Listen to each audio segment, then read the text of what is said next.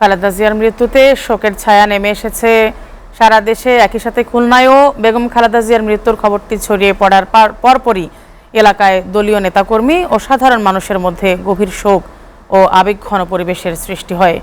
আরও জানাতে সরাসরি যুক্ত হচ্ছেন আমাদের সহকর্মী রকিবুল ইসলাম মতি। মতি, খুলনায়ও কি শোক পালন করা হচ্ছে? সেখানকার বর্তমান কি অবস্থা, বিস্তারিত জানাবেন।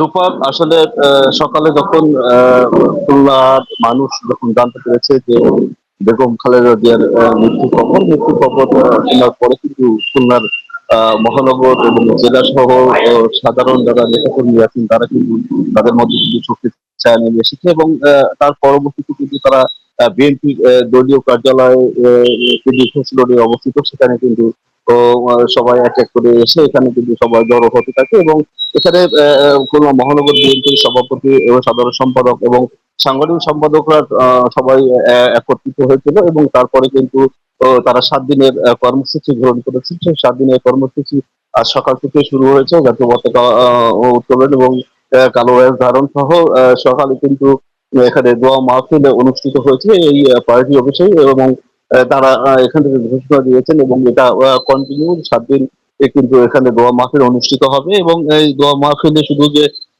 7 দিন ধরেই হবে এবং আরো যে সমস্ত কর্মসূচি রয়েছে তার ভিতরে দুস্থদের খাবার বিতরণের ব্যবস্থা করা হয়েছে। তারপরে যে যে সমস্ত মানে যে সমস্ত বিষয়গুলো যে নেতাকর্মীদের বলছেন যে যে তাদের যে এই যে নেত্রী যে অপূর্ণতা, তারা কিন্তু তারা এই বিষয়টিকে খুব গুরুত্ব সহকারে দিয়েছে এবং সবাই মানসিক ভাবে ভেঙে পড়েছে বলে আমরা কিন্তু দেখতে পেরেছি এবং এখনো কিন্তু বিএনপি অফিসে কিন্তু নেতাকর্মীরা অবস্থান করছেন এবং তাদের তাদের মধ্যে যে যে গভীর একটা যে চাপ এবং তাদের যে যে শোকের যে ছায়া সেটি কিন্তু আমরা দেখতে পেরেছি এবং সবাই কিন্তু বলছে যে যে এই যে সংকটময় মুহূর্তে দেশের যে অবস্থা রয়েছে এই অবস্থায় তার আরো কিছুদিন যদি তাদের থাকতো তাহলে তাদের যে সাহসিকতা যে মনোবল সেই মনোবল কিন্তু তারা ফিরে পেতেন। আমরা এই বিষয় নিয়ে একটু কথা বলতে চাই খুলনা সদর থানা বিএনপির সাধারণ সম্পাদক ফরিদ আহমেদের। আসলে তারা এখন কি কি ব্যবস্থা নিচ্ছেন যদি আমরা একটু জানতে চাই। আসলে এখানে ব্যবস্থা, দেশের এই ক্রান্তিকালে দেশ নেত্রী বেগম খালেদা জিয়া দেশবাসীকে এতিম করে, জাতিকে এতিম করে যে চলে গেলেন, চলে সবারই যেতে হবে, তবে বড় অসময়ে বিএনপিকে জাতিকে ফেলে রেখে চলে গেছেন।